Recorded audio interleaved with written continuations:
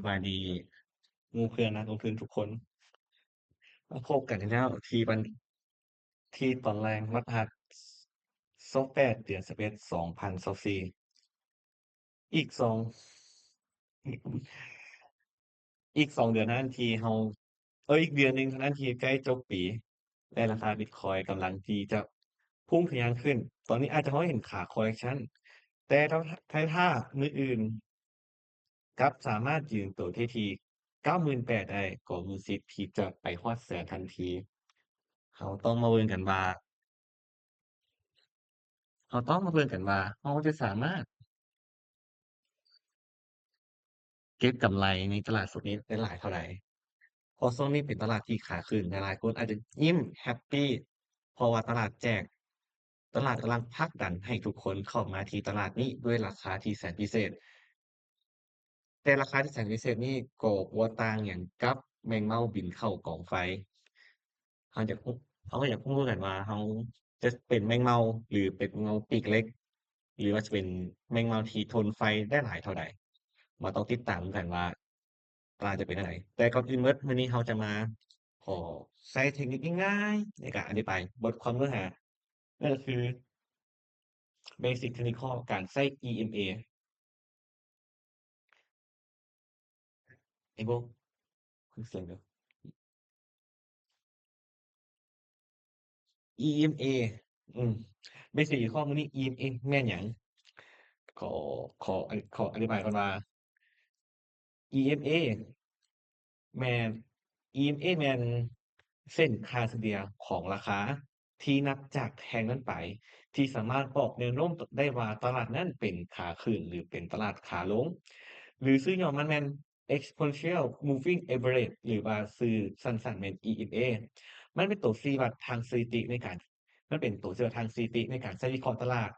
และการหาราคาสินค้าว่าตลาดนี้เป็นแนวโน้มขาขึ้นหรือว่าขาลง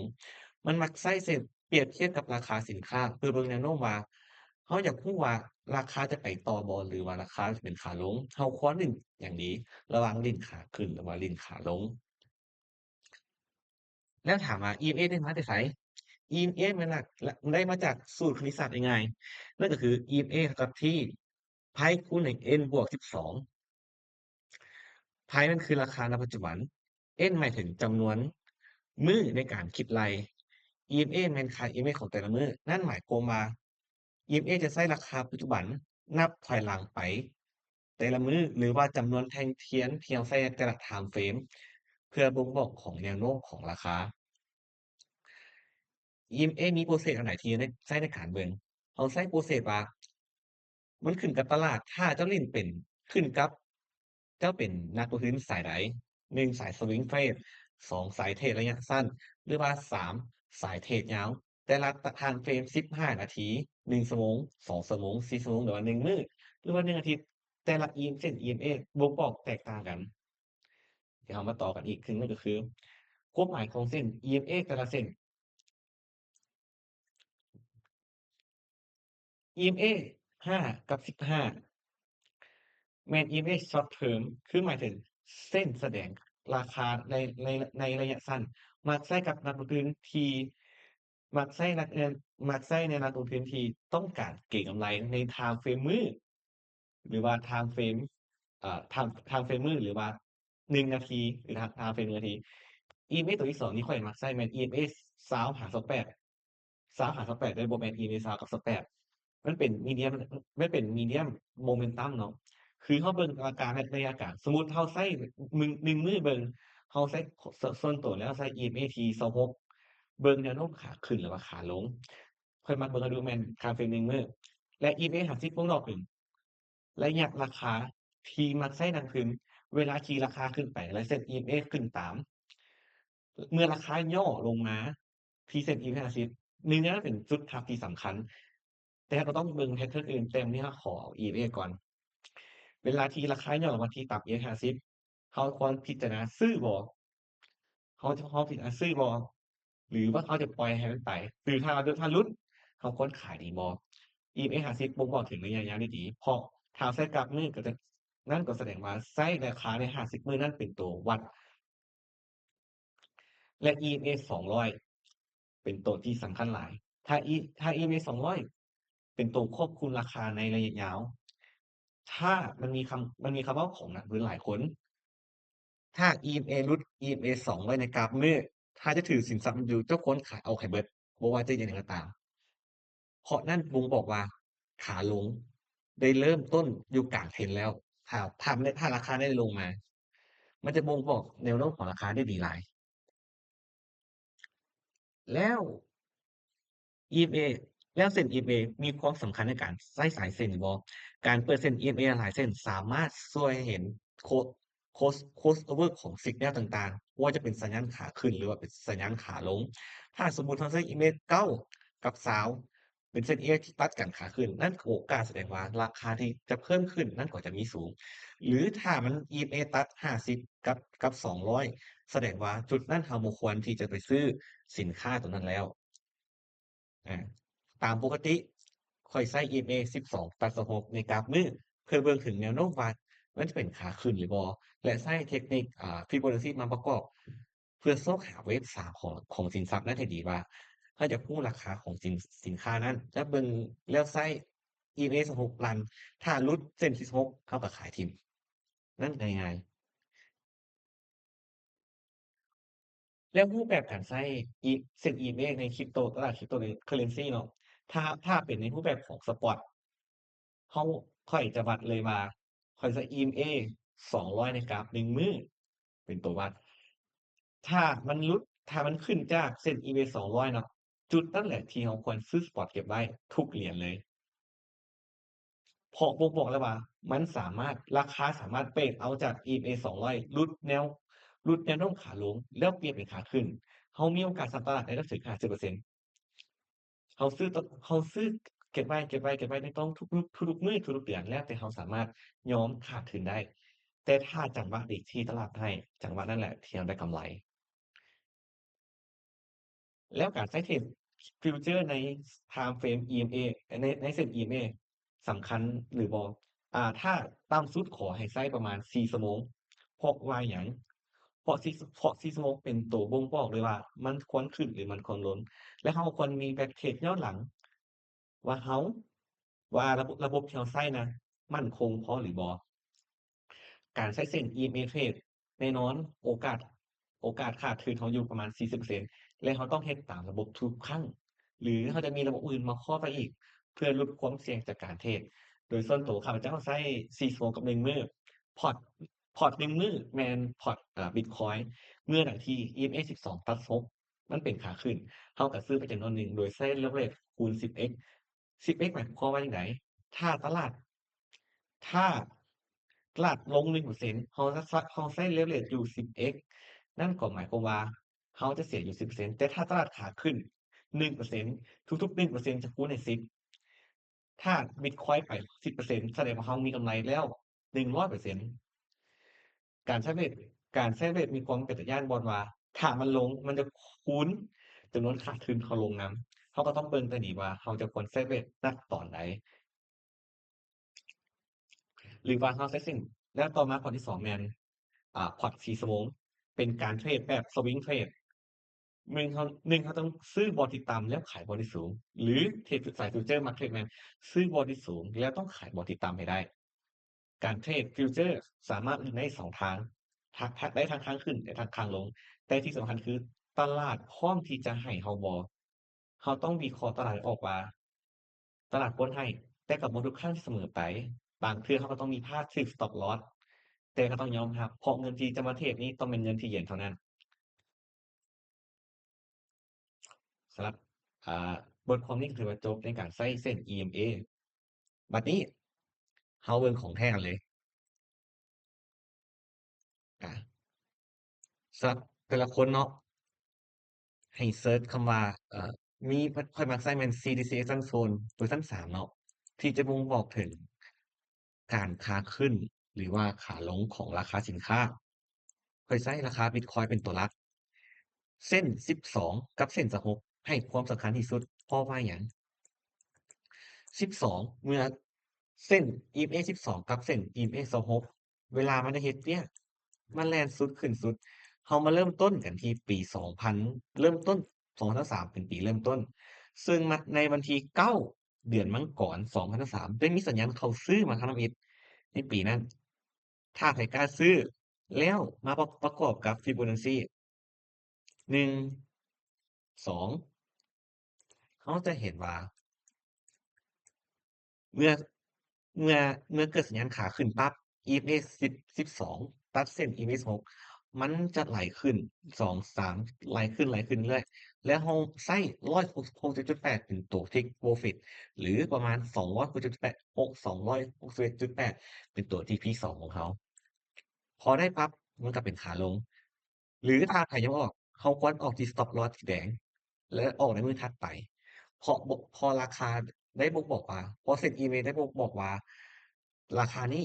เป็นขาลงแล้วทุกๆเขาและขอย้ำว่าพยายามใช้ใน1มื้อต่ำสุดแม่น4ชั่วโมงบ่หลุดเกินหั้นเพราะว่าถ้าหลุดเกินหั้นมันจะเกิด False Signal ในการเทรดอย่างมหาศาล4ชั่วโมงขนาด1มื้อโอกาสที่ชนะอยู่ที่ประมาณ65%แต่ถ้า4ชั่วโมงโอกาสชนะอยู่ที่ประมาณ40%แต่เราก็ต้องเบิ่งว่า Trend ในณเวลานั้นเป็นแนวใดเป็นขาขึ้นบ่หรือเป็นขาลง บางครั้งมันอาจจะเปิดให้เปิดช็อตแต่กราฟมืดก็บอกให้เป็นขาบ้ายอยู่แสดงว่าเราก็บ่ควรที่จะเข้าหรือถ้าไผโอเคเราพร้อมแล้วเรามี FM มานี่แล้วเราเปิดช็อตแต่เราก็บ่ได้ปิดบายเราสิปล่อยให้ขาช็อตกินแล้วพอสัญญาณขาปิดเท่ากับปิดแล้วรันขึ้นใหม่ทั้ง2ได้ทั้ง2พอร์ตแล้วเวลาที่มันเกิดสัญญาณแม่นบ่12กับ16พยายามรันเพจให้เราตลอดอยู่ที่กราฟ1มื้อถ้าไผใช้สปอตในการเทรด ถ้าไปใช้สปอตในการเทรดถือว่าเป็นโอกาสที่ดีเพราะว่าเราบ่ต้องยุ่งกับ leverage เราได้เท่าใดก็เอาเท่านั้นแล้วแต่ตลาดจะมอบให้เราเนี่ยให้เบิ่งสังเกตทุกครั้ง TMA ตัดขึ้นชกระบบก็พยายามรันเทรดให้สุดแดงเขียวเราก็ซื้อแดงเราก็ขายหรือว่าถ้าเราเบิ่งสัญญาณพวก RSI MACD ประกอบนำว่าจะเกิดหยังขึ้นแหน่ อ่ะของที่เขามาเริ่มต้นปีท้ายปี2023มีสัญในวันที่30กันยา2023ได้มีสัญญาณซื้อเกิดขึ้นและเขาซื้อถัดไปเขารันเห็นระบบนี้ประมาณ3เดือนจนฮอดวันที่18เดือนมาก่อนเขาใช้เวลา3เดือนเพื่อได้กำไรที่71%ของราคาความหมายไปนี่สิเป็นว่าสมมุติเราลงเงิน100,000เราได้เงินทันทีในแล้วถือออร์เดอร์ เกิน3เดือนทอดตามงบที่ให้เขาจะได้ผลตอบแทนประมาณ70หรือ7หรือ65%แล้วมาเริ่มต้นเดือน1บ่แม่นเดือน1แบบเดือน 2วันที่3เดือน2โอ้เป็นปีที่เขาเวียกเลยเขาสิรันเทรนขึ้นไปให้สุดประมาณ3เดือนแล้วออกอยู่ที่วันที่16เมษายนพอดีสงกรานต์แล้วเขาได้ออกได้กำไรอยู่ประมาณ55%หรือ56%นี่แหละความสามารถของเซลล์อีเมลมันเป็นเทคนิคพื้นฐาน ถ้าไผสามารถถือออร์เดอร์ได้ส่วนหลายบางคนบ่ลิ้นไทม์เฟรมใหญ่เนาะการมีไทม์เฟรมใหญ่มันส่วนหยังแม่นอยู่ว่าเราถือออร์เดอร์แต่ว่ามันจะลดความเสี่ยงของราคาที่ผันผวนเราบ่แม่นนักเทคนิคเนาะscalping บ่ที่จะเข้าออร์เดอร์ปั๊บได้กำไรทันทีเราเนาะเข้าไปปั๊บเจอ drawdown ของพอร์ตเลยแต่เราก็แต่เราพยายามเข้าในจังหวะที่โอเคแต่ลืมไว้สิ่งอย่างระบบ เพิ่นมักใช้ EMA ในการวางเทรดในกราฟมืดเพื่อให้ได้กำไรที่สุดที่สูงที่สุดเพื่อได้กำไรที่ตลาดที่จะมอบให้เราแล้วเราเบิ่งโอเคเราเบิ่งอดีตแล้วเนาะบัดนี้เราเบิ่งปัจจุบันนำกันว่าจะเกิดหยังขึ้นต่อไปตอนนี้เซ็น EMA บอกให้ซื้อต่อวันที่ในวันที่18กันยายน2024แล้วซื้อมื้อถัดไปเป็นวันที่19และตอนนี้ถ้าใครยังถือออร์เดอร์อยู่โอ้กำไรนี่ทองใหญ่แล้วเนาะประมาณจักเปอร์เซ็นต์ละ55% ถ้าซื้อสปอตไม่ซื้อกำไรละ55%ผมหมายความว่าถ้าลงทุน100,000กีบถือออร์เดอร์ประมาณ2เดือนแล้วตอนนี้เขาได้เงินแล้ว50,000หรือถ้าใช้ leverage ลงทุน100,000กีบตอนนี้เขาได้เงินแล้วอยู่ที่500,000 500,000นี่แหละความสำคัญของ leverage เขาต้องใช้ในที่จังหวะที่เหมาะสมในการใช้ leverage ในการปั้นพอร์ตให้เติบโต บิตคอยน์จะไปฮอดไสเราบ่ฮู้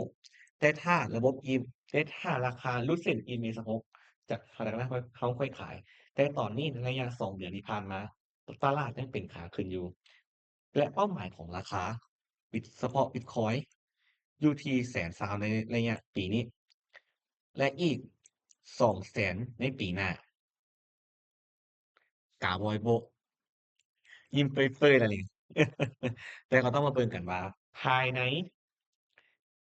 เดือนมื้อนี้ที่18มื้อที่29 30 30แม่นปิดเดือนเรามาเบิ่งกันว่าราคาจะเป็นจั่งใดตอนนี้สังเก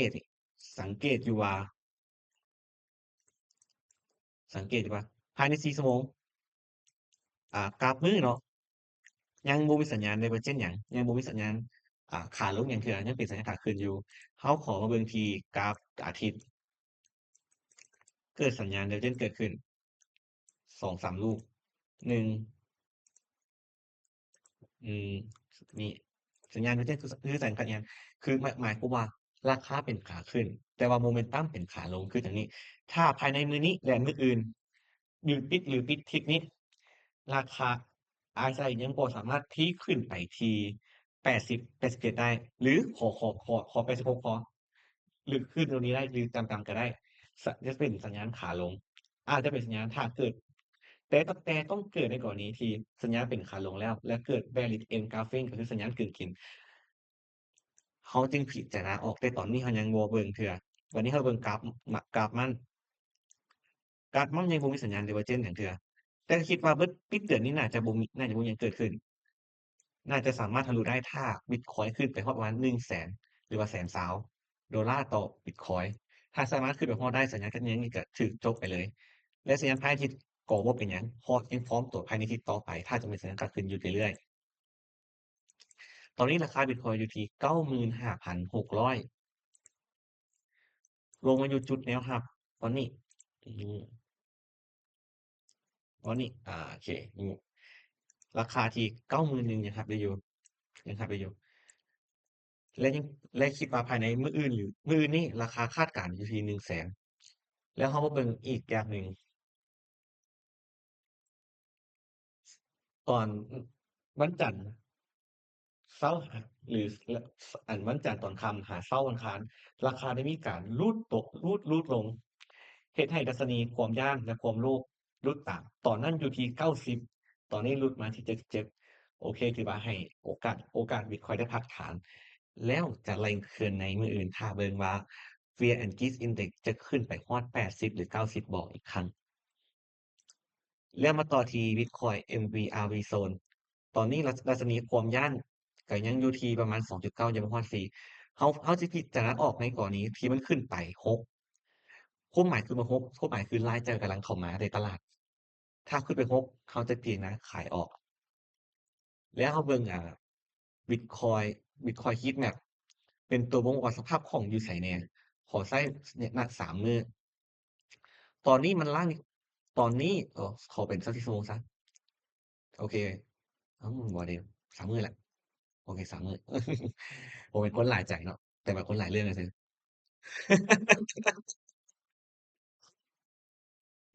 ๆโอเคตอนนี้มันตอนที่ราคามันลงมามันลากสภาพคลองขาลงไปแล้วความหมายคือไผไส้เลเวลนะบางคนใช้100เบิดแล้วตอนนี้ ตอนนี้liquidity คือสภาพคล่องตอนนี้มันอยู่ที่ประมาณ150,000 100,000ขึ้นไปเบิดเลยถ้าสามารถขึ้นไปได้และเบรกเอาที่100,000แล้วลงมาretest มีสิทธิ์ขึ้นไปต่อพอขึ้นพอต้องเจอมาเป็นท้ายเดือนสถาบันเมื่อเขาบ่สามารถขายบิตคอยน์แล้วราคาถูกได้เขาจะซื้อแทนเพื่อให้ราคาขึ้นไปจุดสูงสุดและไปขายในจุดที่สูงสุดของสถาบันและเราก็สิเกาะตลาดไปว่าราคาจะไปฮอดไส แต่คือคาดการณ์ของ Fibonacci อยู่ที่ประมาณ150,000หา200,000ขึ้นขอย้ำว่าขึ้นง่ายกว่าลงในมื้อวานนี้บ่แม่นมื้อวานนี้วันจันทร์วันอังคารนี้เฉพาะมื้อเดียวมีคนพอร์ตแตกไปละ80,000คนส่วนหลายแม่นฝั่งขาลองเพราะว่าเขาจะ celebrate ที่หนักเกินไปใครใครก็ตามที่เข้ามาตลาดแล้วการ celebrate เป็นตัวเฮ็ดเป็นตัวสร้างเงินก็พยายาม จำกัดความเสี่ยงว่าถ้าสมมุติเราแพ้แล้วเราเสียเงินแล้วเงินก้อนนั้นจะบ่มีผลกระทบต่อครอบครัวต่อเราและต่อและการดำรงชีวิตของเราเช่นกันเล่นคือพนันเลยการเทรดคือคล้ายๆการพนันแต่เราจะเทรดอย่างมีแผนมี Stop Loss และมีระบบที่ดีโอเคแล้วเรามาลองเรียนกันอื่นต่ออืม ETH อืมวัดแล้วก็ลงก็ขึ้นต่อเลยเนาะคือกันมันเขียวแล้ววันนี้ถ้าขายอยู่บนไหนเนื่องจากวัดฟิโบนัชชีแต่1,500หา4,000เราลงมาทาร์เก็ต3เป้าต่อไปมันต้องเป็นเวฟ5แล้วราคาคาดการณ์มันต้องไปประมาณ10,000ขั้นต่ำต้อง10,000 10,000 เหรียญต่อ ETH มาเบิ่งว่ามันจะฮอดบ่แล้ว Dotcoin เหรียญในใจของใครหลายๆคนเนาะข้อยก็ถือคือกันไอ้โบ้ถือบ่ถือบ่ถือละเฮ้ยคาดการณ์ราคา Dotcoin ประมาณ3 เหรียญประมาณเป้าหมายที่พี่แมน0.9หรือวันหนึ่งเนาะแต่เป้าหมายในของปีหน้าของ Dotcoin แมัน3 เหรียญถ้าคือทอดได้ก็ถือว่าเก่งหลายเติบเก่งหลายเติบขอคอยไปได้อีลอนมัสก์ทวีตนำแม่เนาะ I love Dotcoin สินะต่อมาเป็น Solana Solana เป็นเหรียญ on chain เนาะถ้าไผนี้ในถ้าเห็นถึงช่วงนี้ก็คือเหรียญน้องเอวากำลังมาแรง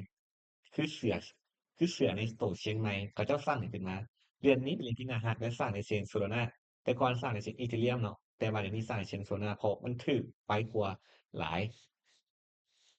ถ้าขึ้นไปได้น่าจะดีคาดการณ์ของ Solana เป้าหมายนามิตอยู่ที่$430ต่อ Solana ถ้าขึ้นไปได้เป้าหมายจะเรียนพากันขายเด้อต่อมาเป็น BNB เหรียญ Exchange อันดับหนึ่งของโลกแต่ถึงจะอันดับหนึ่งโอเคดีกว่าเสมอลืมบอกในช่องเฮาโอเคเป็นคนสปอนเซอร์เฮาในการสร้างคอมมิวนิตีคริปโตขึ้นมาเพื่อเฮาจะสามารถ เป็นซุมเซิงนั่นแหละเขา1เขาจะบ่ต้องเทรดคนเดียวมีคนลงนำคนเทรดก็คือคนเทรดไปแล้วโดนเขาจะรู้สึกเป็นคน introvert บ่อยากล้มไผอยากเทรดไปซื่อๆแต่ถ้าเราจะแต่ถ้าเรามีหมู่เทรดนำมีหมู่ระบายทุกข์มีหมู่ยิ้มนำในเวลาที่เราเทรดได้หรือว่าเทรดเสียก็จะดีกว่านั่งเหงาคนเดียวในการเทรดอย่างน้อยติดตัวเราบ่ติดคนเดียวแล้วต่อมาแม่น ADA ADA ยังรัน Trend ต่ออยู่ เข้าทำอิฐแมนยูที0.4 เหรียญเขาก็ต้องมุ่งหมายว่าจะไปเท่าไสคิดว่าน่าจะขึ้นไปต่อน่าจะขึ้นไปต่อเพราะยังบ่เห็นสัญญาณขาลงอิหยังเลยและเป้าหมายคาดการณ์อยู่ที่1.2โอ้ใกล้แล้วเข้าไปทีพีที่2ถึงทีพีที่3แล้วประมาณ3 เหรียญถ้าขึ้นไปได้เนาะ3 เหรียญมีทุนอ้ายดอย ADA อยู่ที่ประมาณ2 เหรียญเนาะถ้าอ้ายขึ้นไปทาง3 เหรียญอ้ายเซาดอยเด้อตั้งแต่2022ถือ2 ปี ถ้าไปซื้อได้คือเป็น Diamond Hand Diamond Hand มือเพชรต้องให้ตลาดขาขึ้นหรือว่าขาลงเท่ากับบ่ยอมขายเราเมื่อยเบิ่งคริปโตแล้วเรามาเบิ่งราคาค้ำกันดีกว่าว่ามันจะเป็นจั่งใดมันจะขึ้นบ่ไอ้สินมันจะลงบ่ไอ้สินอู้ราคาค้ำเป็นสิ่งที่อ่าใจก็อยากให้มันขึ้นไปประมาณ$3,000ต่อออนซ์ดูนี่เนาะอีกเปอร์เซ็นต์หนึ่งนะตอนนี้ราคาสูงสุดมันอยู่ที่2787และราคาจะให้ขึ้นแม่น$3,000ยังอีก10%เนาะราคาฮอดหั้นแต่ราคาบ่ยอมขึ้นสุดท้ายก็ลากลงมาเฮ็ดให้เสียโครงสร้างขาขึ้นไปชัดเจนนี่มันขึ้นไปแล้วมันลงมาแล้วมันเบรกโลว์กว่านี้ปกติมันบ่ควรหลุดแต่ก็ลงไปแต่ก็ลงไปแล้ว retest กลับคืนเป็นขา question A B C นับ1 2เป็นขึ้นขา A คิดว่าน่าจะลง C แต่ถ้าแต่ถ้ามื้อนี้หรือว่ามื้ออื่นกับทิศหน้าราคาสามารถผลักดันขึ้นไปได้อยู่ที่2750ราคาราคาคำเราอาจจะกราฟขึ้นไปกว่าที่ประมาณ30,000,000หรือประมาณ32,000,000อาจจะถ้าราคาโลกขึ้นถ้าราคาโลกขึ้นแต่ก็อยากให้ขึ้นเนาะแต่ก็ต้องเบิ่งภายในมื้อนี้กับมื้ออื่นว่าจะเป็นจั่งใด แต่ถ้าไผถือสปอร์ตไว้อยู่แล้วสปอร์ตหมายถึงค้ำแทงที่เก็บไว้เพื่อรักษาความมั่นคงของชีวิตอันนั้นบ่ขายก็ได้เพราะว่าหยังเราลงทุนค้ำ บ่ได้ว่าเราลงทุนเข้าใจเนาะการลงทุนน่ะมันต้องถือยาวเราจึงมีกำไรถ้าไผจะเป็นนักเทรดเอาส่ำใดส่ำหนึ่งว่าบ่ต้องเทรดดีกว่าเลยเพราะว่ามันราคาค่ำมันบ่สวิงแรงคือตลาด Crypto เราซื้อถือยาวเพราะว่าเพราะว่าหยังเราบ่ต้องไปเจ็บหัวว่ามื้อนี้ราคาค้ำหรือว่าราคาค้ำลงแต่เราว่าราคาค้ำของปีนี้จากน้ำหนักค้ำของปีกายนี้กับปีนี้ มันเพิ่มขึ้นทุกปีทุกปีแสดงเราซื้อเขาหาเงินแล้วเราซื้อคำเก็บไปเพื่อสะสมให้คนรุ่นต่อไปเพื่อบ่ให้ไผมาเว้าให้เราได้ว่าเพราะตอนเจ้าตอนคำราคาซาลาเป็นเจ้าคือบ่ซื้อก็ฮึสินะเราควรเก็บสิ่งเหล่านี้แหละให้รุ่นลูกรุ่นหลานคนต่อไปและจึงสามารถสร้างความมั่นคงในชีวิตของเราต่อไปได้โอเคไผมีคำถามหยังบ่น้อลืมเปิดอ่านคอมเมนต์เลย โอ้สบายดีสบายดีสารวัตรสารวุฒิสบายดีสิบินมีคำถามในบ่เนาะสามารถถามได้เด้อมันต้องการสิ่งไหนที่จะตอบได้อ้อและเหรียญเอาต์คอยน์ติดตามหลายเหรียญอยู่อือฮึ Fear Phantom อืมเอา Phantom ลงอือฮึโอเคฟังเท่านี้น่าจะเบิดเท่านี้ถ้าใครมีคำถามหยังสามารถพิมพ์ใต้คอมเมนต์กล่าวไว้ได้แล้วเจอกันในถัดไปแน่ๆอาทิตย์หน้าสำหรับมื้อนี้บ๊ายบาย